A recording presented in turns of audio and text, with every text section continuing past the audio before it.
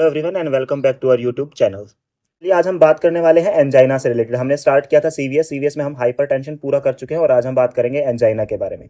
ठीक है, तो हमारे चैप्टर का नाम रहने वाला है एंटी एंजाइनल ड्रग्स। ठीक है, तो जैसे इसके नाम से पता चल रहा है, एंटी मतलब अगेंस्ट और एंजाइनल मतलब वो सारी ड्रग्स जो आपके एंजाइना के अगेंस्ट यूज की जाती है, तो उन्हें हम बोलते हैं एंटी एंजाइनल ड्रग्स। चलो अब बात करते हैं कि एंजाइना असल में है क्या।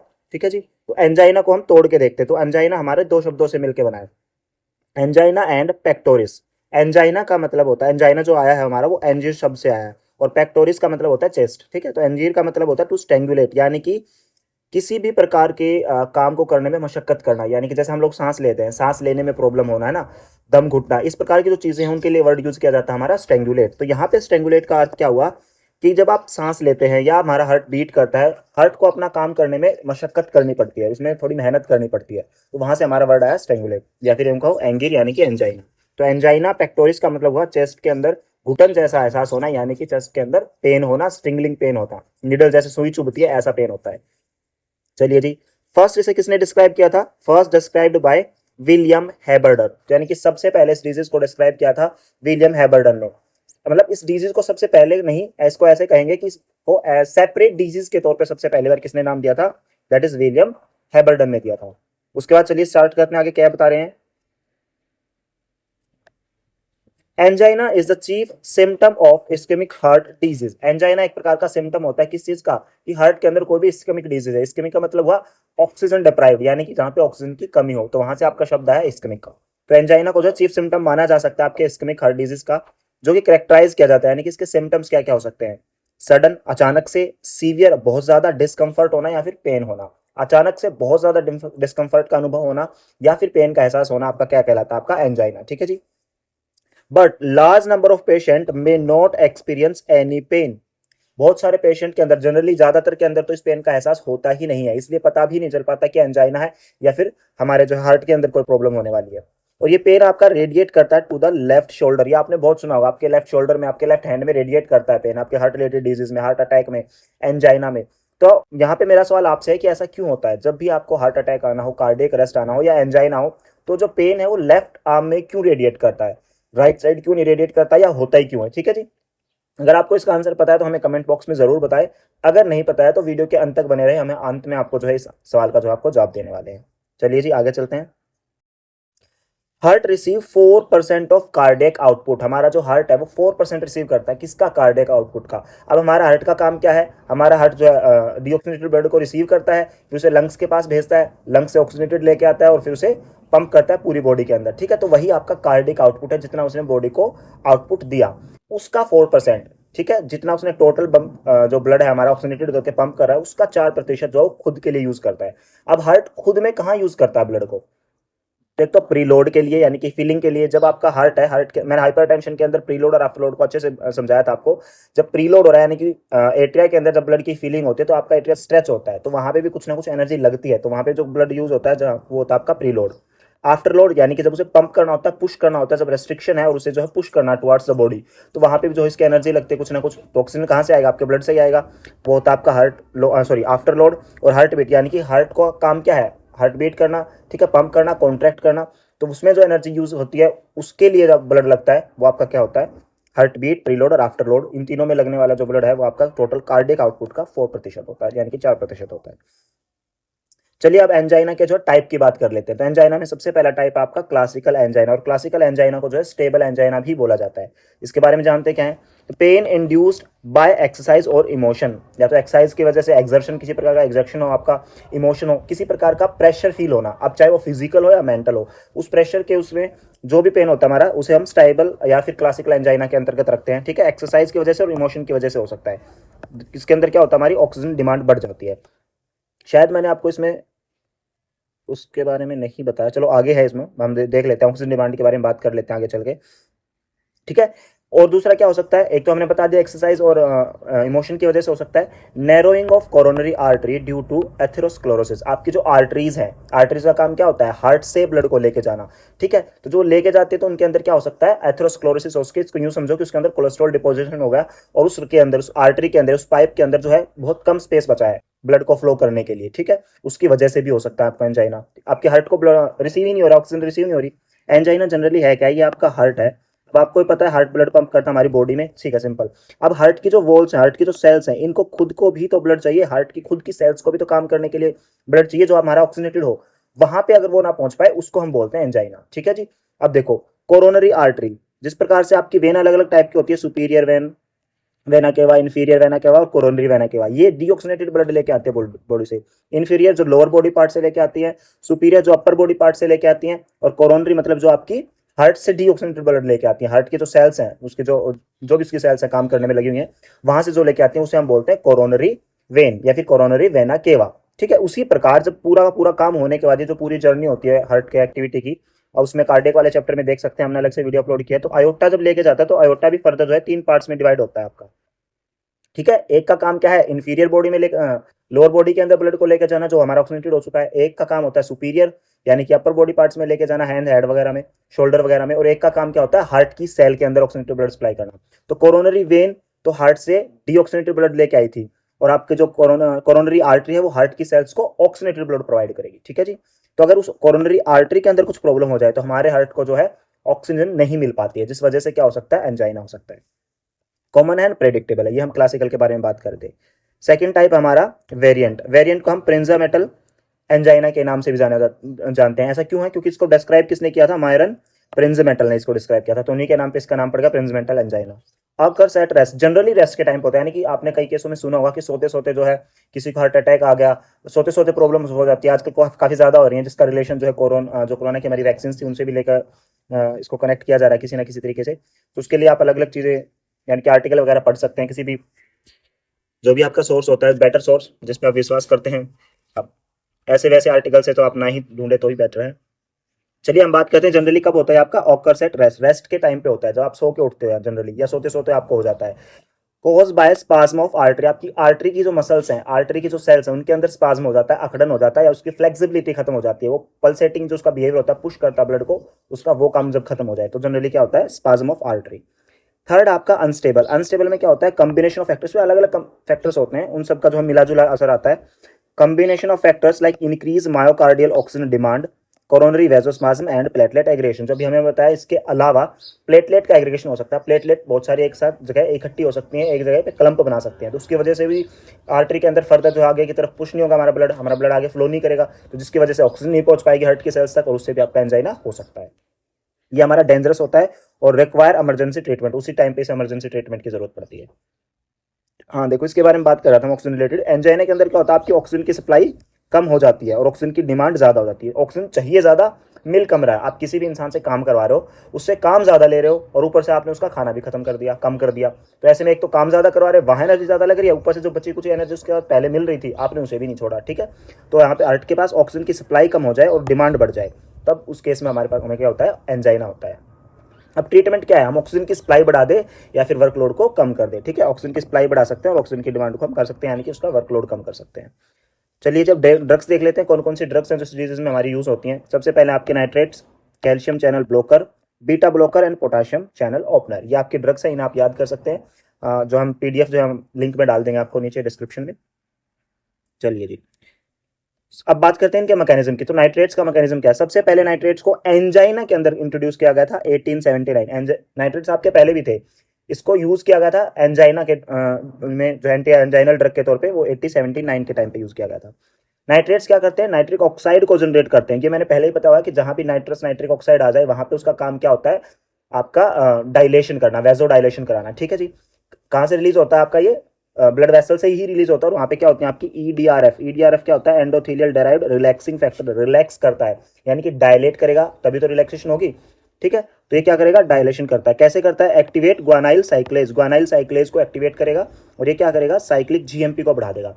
अब आप थोड़ा सा जाइए पीछे, जीपीसीआर रिसेप्टर के अंदर जाइए, ठीक है। मेटाबोट्रोपिक रिसेप्टर होता है जिसका काम क्या होता है, सेकेंडरी मैसेंजर रिलीज करना। सेकेंडरी मैसेंजर के तौर पर वो क्या रिलीज करता था, आपका साइक्लिक एएमपी रिलीज करता था, और दूसरा IP3 एंड डैग। दोनों का रिलेशन हम यहाँ पे देखेंगे। साइक्लिक एमपी में क्या हो रहा था, साइक्लिक एमपी में फर्दर जो है एक्टिवेशन हो रहा था अलग अलग प्रोटीन्स का। अगर आपको याद आ रहा हो, रेगुलेटरी और कैटालिटिक, अगर नहीं है तो आप जाके देखिए, हम मैं जो है लिंक में डाल दूंगा, उसका भी आपको डिस्क्रिप्शन में उसका भी लिंक मिल जाएगा, जीपीसीआर का, साइक्लिक एमपी थ्रू का और IP3 डैग, दोनों का ही आपको हम डाल देंगे। वहां पे अगर आपको याद हो साइक्लिक एमपी क्या करता था, फर्दर जो आपके स्टेप्स थे प्रोटीन्स थे उनको एक्टिवेट कर रहा था, एक प्रोटीन दूसरे को एक्टिवेट करता है, दूसरा तीसरे को, और फाइनली हमें रिस्पॉन्स मिल जाता है।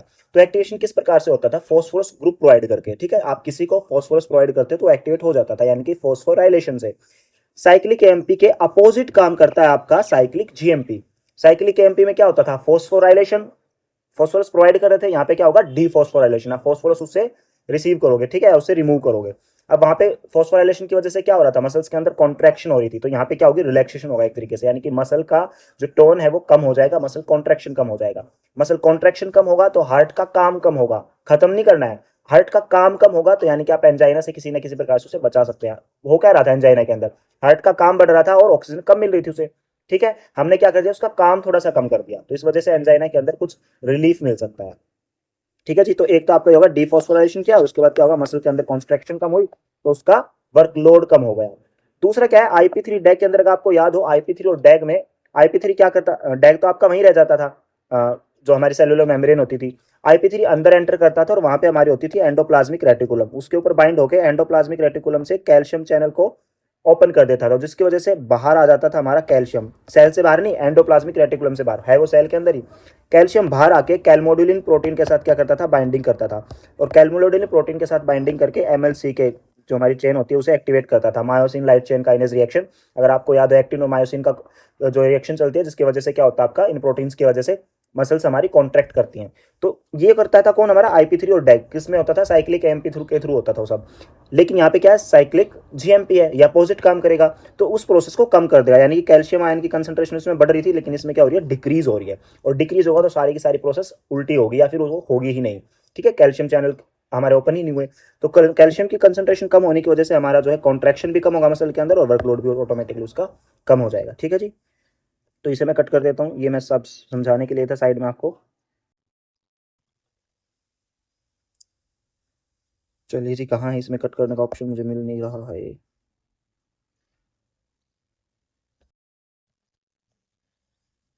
हम्म, ये रहा। ठीक है जी, चलो जी, अब इसके यहाँ पे मैंने समझा भी दिया आपको, ठीक है, कि जीपीसीआर के अंदर होता क्या था, जीपीसीआर में आपका साइक्लिक एएमपी एक्टिवेट हो जाता था, और अरे यार, साइक्लिक एएमपी एक्टिवेशन होता था और आईपी3 डैग होता था। साइक्लिक एएमपी आपका फॉस्फोराइलेशन कराता था, मैंने शॉर्ट में लिख दिया, और आईपी3 डैग आपका कैल्शियम रिलीज बढ़ा देता था एंडोप्लाज्मिक रेटिकुलम से, एमएलसी के एक्टिवेशन होता था और मसल कॉन्ट्रैक्ट होती थी। यहाँ पे ऐसा नहीं होगा। एडीआर क्या है इसके, हेडेक है, फ्लशिंग है, स्वेटिंग, पैल्पिटेशन, वीकनेस, हाइपोटेंशन वगैरह वगैरह। अब हाइपरटेंशन के अंदर भी नाइट्रेट्स को यूज करते हैं, तो वहां भी आप हाइपोटेंशन कोज कर देगा, अगर ज्यादा अमाउंट में ले लेंगे इसे तो इससे वहां पे क्या कोज कर देगा, हाइपोटेंशन। चलिए एक नई चीज आपको बताते हैं, मंडे मॉर्निंग डिजीज, इन ड्रग्स को मंडे मॉर्निंग डिजीज में भी यूज किया जाता है। मंडे मॉर्निंग डिजीज है क्या, तो जो आपकी एक्सप्लोसिव इंडस्ट्रीज होती हैं, जहाँ पे एक्सप्लोसिव जो है सब्सटेंस बनाए जाते हैं, प्रोडक्ट्स बनाए जाते हैं, वहां पे जनरली होता क्या है, वहां पे ये इस प्रकार के जो सिम्टम्स आने स्टार्ट हो जा सकते हैं, जैसे नोजिया है, हेडेक है ना, फ्लशिंग है, इस टाइप के जो एडीआर आने स्टार्ट होते हैं, वहाँ पे काम करने वाले लोगों को जनरली होता है। तो जब वो लोग वहाँ पे वो काम करते हैं, स्टार्टिंग में उनको होती है, फिर धीरे धीरे वो उसको अडप्ट कर लेते हैं उस प्रोसेस को, ठीक है, उन्हें अब ज़्यादा फील नहीं होता वहाँ पे काम करने वाले वर्कर्स को। कहाँ पे, जहाँ पे एक्सप्लोसिव इंडस्ट्री है, जहाँ पे एक्सप्लोसिव प्रोडक्ट्स बनाए जाते हैं। अब जब वो वीकेंड पे अपने घर जाते हैं और वीकेंड के बाद वो वापस से लौटते हैं, तो उन्हें फिर से वो प्रॉब्लम होने लगती है, तो उन्हें थोड़ा टाइम लगता है वहाँ पे एडजस्ट होने में, तो दिक्कत नहीं होती है। तो उन्हें हम बोलते हैं, जब वर्कर्स इनिशियली फील करते हैं हेडेक, फ्लशिंग, पैल्पिटेशन वगैरह, तो एक टाइम के बाद उनके बॉडी के अंदर टॉलरेंस हो जाती है, लेकिन जब वो वीकेंड के बाद वापस से आते हैं मंडे को, तो उन्हें फिर से प्रॉब्लम होने लगती है, ठीक है, ये सब। तो उसे हम बोलते हैं मंडे को जब वो वापस आए, सैटरडे संडे की छुट्टी मनाने का, तब उन्हें मॉर्निंग डिजीज हुई, मंडे मॉर्निंग डिजीज। तो मंडे मॉर्निंग डिजीज को ट्रीट करने के लिए जो हम क्या करते हैं, नाइट्रेट से ट्रीट करते हैं। ठीक है जी, ये होता है हमारा मंडे मॉर्निंग डिजीज। चलिए जी, नेक्स्ट बात करते हैं हमारी ड्रग इंटरेक्शन की। तो नाइट्रेट्स को सिल्डेनाफिल के साथ नहीं देना चाहिए। सिल्डेनाफिल आपने इरेक्टाइल डिसफंक्शन में पढ़ा होगा। सिल्डेनाफिल कैसे काम करती है, आपके पीडीई5 को इनहिबिट करके, ठीक है, फॉस्फोडाइस्ट्रेज एंजाइम को इनहिबिट करके काम करती है। अच्छा, जब नाइट्रेट्स को मेटाबोलाइज भी पीडीई5 करता है, ठीक है, फॉस्फोडाइस्ट्रेज एंजाइम नाइट्रेट को मेटाबोलाइज करता है, और आपने दे दिया फॉस्फोडाइस्ट्रेज का इनहिबिटर, यानी कि ये इसको इनहिबिट कर देगा, इनहिबिट करेगा तो नाइट्रेट्स का मेटाबॉलिज्म नहीं होगा और एक्सक्रीशन भी नहीं हो पाएगा। ठीक है, यहाँ पे लिखा हुआ है result in relaxation of smooth muscle and hypotension. So sildenafil increase nitrate concentration, क्योंकि नाइट्रेट का जो मेटाबॉलिज्म वो कौन कर रहा था, फॉस्फोडाइस्ट्रेज एंजाइम। सिल्डेनाफिल ने फॉस्फोडाइस्ट्रेज को ही इनहिबिट कर दिया, इसलिए नाइट्रेट्स की कंसंट्रेशन इंक्रीज हो जाएगी, और उसकी वजह से जो है ये सारे के सारे एडियर आने लगे। नेक्स्ट कैटेगरी आपकी कैल्शियम चैनल ब्लॉकर। तो जैसे मैंने अभी बताया कि कैल्शियम चैनल ओपन होने से कैल्शियम बाहर लीक आउट करता है सेल के अंदर, और वहां पे कैल्मुलोलिन प्रोटीन के साथ मिलके वो एमएलसी के जो है एक्टिवेट कर देता है। अब एमएलसी के एक्टिवेट हो गए यानी कि एक्टिन और मायोसिन की जो हमारी रिएक्शन होती है वो हमारी स्टार्ट हो जाएगी, और उसके अंदर क्या होगा, हमारी मसल्स कॉन्ट्रैक्ट होती है। ठीक है, अब कैल्शियम की ही कंसंट्रेशन आप कम कर दो, आपने कैल्शियम के चैनल को ही ब्लॉक कर दिया, कैल्शियम कंसंट्रेशन कम होगी, कैल्मुलोलिन प्रोटीन के साथ वो कॉम्प्लेक्स नहीं बना पाएगा, नहीं बनाएगा तो मसल कॉन्ट्रैक्शन नहीं होगी, क्योंकि एक्टिन मायोसिन प्रोटीन आपके एक्ट नहीं कर पाएगा। ठीक है जी। तो ये एल टाइप, अब अलग अलग टाइप के कैल्शियम चैनल होते हैं, जिनमें से एक होता है आपका एल टाइप। ठीक है, लीक चैनल भी होते हैं आपके। तो ये क्या करेगा, प्रिवेंट कैल्शियम एंट्री, कैल्शियम की एंट्री नहीं होगी, और आगे जो मैंने आपको सारा बताया भाई, एमएलसी की एक्टिविटी डिक्रीज हो जाएगी, कंट्रैक्शन डिक्रीज होगी और वर्कलोड डिक्रीज हो जाएगा। दूसरा क्या कराता है, आर्ट्रियोलर डायलेशन। आपकी जो आर्टरीज हैं जिसके अंदर आपका जो मैं पाइप के एग्जाम्पल से समझिए, उसके अंदर स्पेस कम हो गया ब्लड के फ्लो करने के, तो उसे डायलेट कर देता है, चौड़ा कर देता है, तो ब्लड को जो है अच्छा खासा जगह मिल जाती है पास होने के लिए। ठीक है, तो आर्ट्रियल डायलेशन कराएगा तो भी वर्कलोड हार्ट का कम हो जाएगा, उसे कम मेहनत करनी पड़ेगी। कहाँ मेहनत करनी पड़ रही थी, जब आर्टरी के अंदर स्पेस ही कम है तो हार्ट को ज्यादा फोर्स लगाना पड़ रहा था ताकि वो ब्लड को आगे पुश कर पाए। अब वहां पे डायलेशन होगी, हमारी आर्टरी चौड़ी हो चुकी है, तो अब हार्ट को ज्यादा फोर्स नहीं लगाना पड़ेगा उसे ब्लड को पुश करने के लिए, तो एक तरीके से हार्ट का वर्कलोड कम हो गया। थर्ड कैटेगरी हमारी बीटा ब्लॉकर्स। बीटा ब्लॉकर्स हमारे जनरली, इसको समझिए आप, जैसे ही हमारे इमोशंस या फिर एक्सरसाइज की वजह से सिंपैथेटिक एक्टिविटी हमारी इंक्रीज होती है, और सिंपैथेटिक के अंदर आपने समझा था कि हमारे हार्ट की एक्टिविटी बढ़ती है, हार्ट का वर्कलोड एक तरीके से इंक्रीज होता है एक्सरसाइज के अंदर भी और हमारे इमोशंस के अंदर। जनरली आपने सीरियल्स में, अपने मूवीज में ये सब चीज़ों को देखा हुआ कि किसी को, दादाजी को कोई राज की बात बता दी और दादाजी तो चल बसे, है ना। तो वो होता क्यों है, कैसे होता है, आपका सिंपैथेटिक एक्टिविटी को आपका बढ़ा देता है। ठीक है, जब आपकी सिंपैथेटिक एक्टिविटी बढ़ी, आपकी हार्ट एक्टिविटी बड़ी इंक्रीज होगी और हार्ट का वर्कलोड बढ़ेगा। तो हम क्या करेंगे, बीटा ब्लॉकर्स यहाँ पे काम करते हैं सिंपैथेटिक एक्टिविटी को। पढ़ा हुआ है ना आपने एएनएस के अंदर, ऑटोनॉमिक नर्वस सिस्टम में हमने सिंपैथेटिक पैरासिम्पैथेटिक अच्छे से आपको पढ़ाया हुआ है। तो वहाँ पे आपको बताया था कि बीटा ब्लॉकर्स क्या करते हैं, सिंपैथेटिक एक्टिविटी को कम करते हैं, बीटा को ब्लॉक करते हैं, बीटा के जो रिसेप्टर्स है उस हिसाब से हम वर्कलोड को कम कर सकते हैं। चलिए जी, नेक्स्ट कैटेगरी हमारी पोटेशियम चैनल ओपनर। जैसा नाम से पता चल रहा है कि पोटेशियम चैनल को ओपन करते हैं। पोटेशियम चैनल ओपन होगा तो पोटेशियम बाहर आना स्टार्ट होगा। ये देखिए बाहर आ गया, अब बाहर आएगा तो हाइपर पोलराइजेशन होगा। यहाँ पे बहुत से लोगों को डाउट हो सकता है कि कैसे हुआ हाइपर पोलराइजेशन, तो समझिए ये आपने पढ़ा हुआ है। हाँ, एक हमारी सेल्स है, सेल्स के अंदर पॉजिटिव और नेगेटिव दोनों तरीके के आयन्स होते हैं। जब सेल के अंदर पॉजिटिव आयन की कंसंट्रेशन बढ़ती है, फॉर एग्जांपल सोडियम अगर अंदर एंट्री लेता है तो उससे क्या होता है, डीपोलराइजेशन। ये आपको पता है, ठीक है जी, यानी कि अंदर पॉजिटिव बढ़ गया।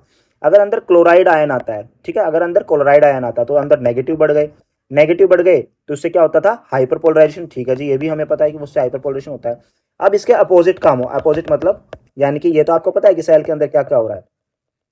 सेल के अंदर पॉजिटिव और नेगेटिव दोनों तरीके के, नेगेटिव को मैं ब्लैक से दिखा देता हूँ, ठीक है, और पॉजिटिव आपके ब्लू से दिखा दिए। अब ये क्या कह रहा है, पोटेशियम चैनल आपके ओपन होगा। पोटेशियम कैसा है, पॉजिटिव है, तो यहाँ से पोटेशियम बाहर आना स्टार्ट होगा, बाहर आना स्टार्ट होगा। तो अंदर तो नेगेटिव ज्यादा बढ़ गए ना, ठीक है, अंदर से पॉजिटिव नेगेटिव दोनों तरीके के होते हैं। पॉजिटिव बाहर आ गया, क्या, पोटेशियम बाहर आ गया, तो अंदर क्या बढ़ा, नेगेटिव बढ़ा। और अभी मैंने बताया जैसे अंदर नेगेटिव बढ़ते हैं तो उसे हम क्या बोलते हैं, हाइपर पोलराइजेशन। तो इस वजह से अगर पोटेशियम चैनल भी आपके ओपन होते हैं तो वहां पे क्या हो जाता है, हाइपर पोलराइजेशन। और हाइपर पोलराइजेशन से क्या होगा, मसल रिलैक्स होंगे, क्योंकि डीपोलराइजेशन से मसल्स आपकी कॉन्ट्रैक्ट करती है। डीपोलराइजेशन होता है तभी तो एसए नोड हमारा एक्टिव होता है, और एक्टिव होता है तो मसल, हमारी जो हार्ट की मसल कॉन्ट्रैक्ट होना स्टार्ट करते हैं। तो यहाँ पे अपोजिट होगा, यानी कि हमारी मसल्स रिलैक्स होंगी।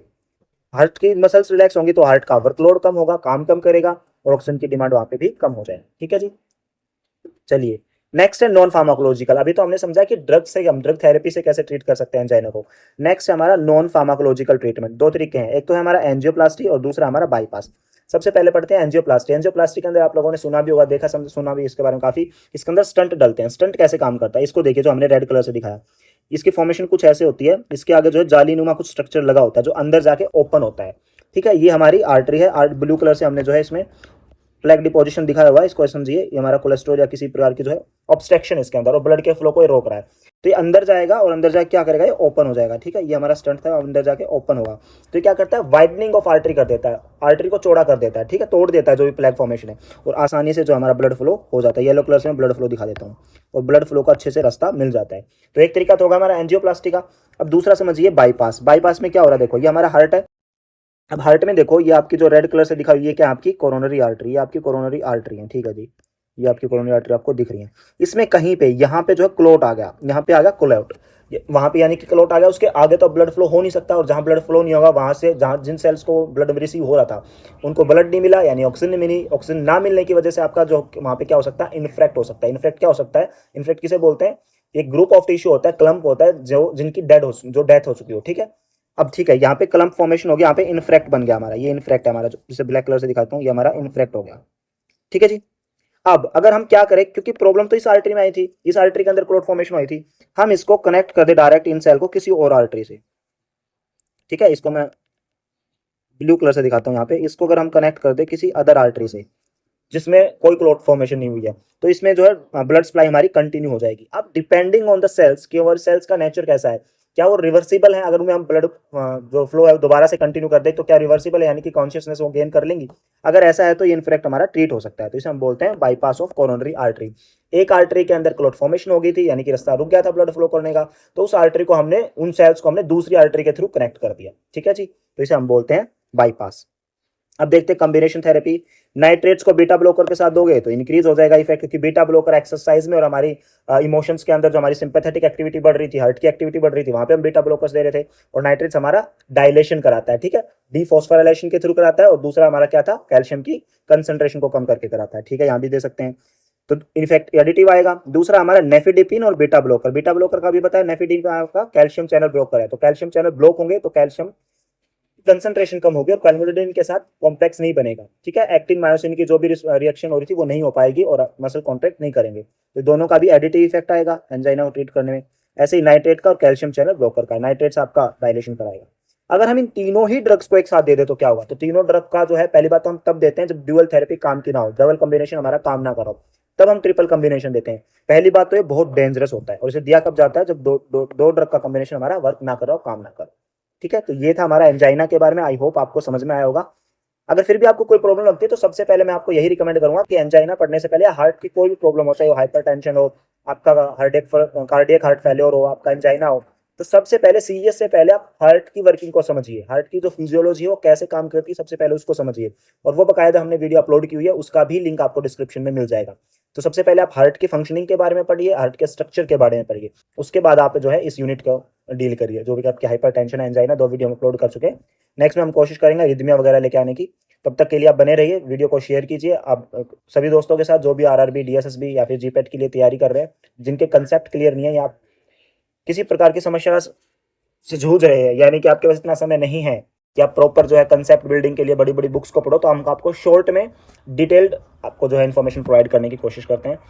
हाँ जी, तो हमने स्टार्टिंग में बात की थी, आपसे क्वेश्चन पूछा था मैंने, अभी तो मैं खुद ही क्वेश्चन भूल गया हूँ, यहाँ पे कुछ था वो हमारा, हाँ, कि आपका जो हमारा जो पेन होता है वो रेडिएट क्यों करता है लेफ्ट शोल्डर के अंदर। मैंने आपको बताया था कि इसका आंसर मैं आपको लास्ट में दूंगा, तो लास्ट अभी हम बात कर लेते हैं।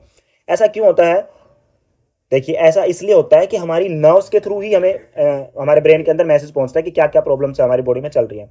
तो हमारे जैसे आपने नर्व्स पढ़ी होंगे अलग अलग, है ना, नर्व 1 2 3 4 5 6 7 8 9, है ना, 10 जैसे हमारी वेगस नर्व होती है, ठीक उसी प्रकार हमारे हैंड से जो नर्व्स आती हैं और हमारे चेस्ट से जो नर्व निकलती है उनका ओरिजिन सेम ही होता है, ठीक है। सेम से जो जो नर्व हमारे ब्रेन को ये मैसेज पहुंचाते हैं कि हमें फलानी जगह पे पेन है, वो नर्व हमारे लेफ्ट आर्म की और हमारे हार्ट की वो सेम ही है, उनकी लोकेशन सेम ही है, वो सेम जगह से ओरिजिनेट होती है। इस वजह से हमारा ब्रेन प्रॉपरली एक्सरसाइज नहीं कर पाता कि ये जो पेन की सेंसेशन हमें फील हो रही है ये हार्ट से आ रही है या फिर हमें लेफ्ट आर्म से आ रही है, इसलिए वो होता चेस्ट के अंदर है, हमें फील दोनों जगह पे होता है, ठीक है जी। तो उसका आंसर ये था, ना कि ये कि लेफ्ट हमारा जो हार्ट है वो लेफ्ट की तरफ टिल्ट होता है, लेफ्ट में होता है ये वो, इसका रीजन ये नहीं था, बल्कि इसका पीछे रीजन था हमारी नर्व्स की लोकेशन या नर्व्स का ओरिजिन। चलिए जी, तब तक आप बने रहिए हमारे चैनल के साथ, जब तक आपका एग्जाम नहीं होता। ऑल द वेरी बेस्ट जिन लोगों ने जीपेट के लिए अप्लाई कर दिया है, आरआरबी आपका आने वाला है, जल्दी आपको डीएसएसबी की इन्फॉर्मेशन भी मिलेंगी। वीडियो में अंत तक बने रहने के लिए आपका बहुत बहुत धन्यवाद, थैंक यू।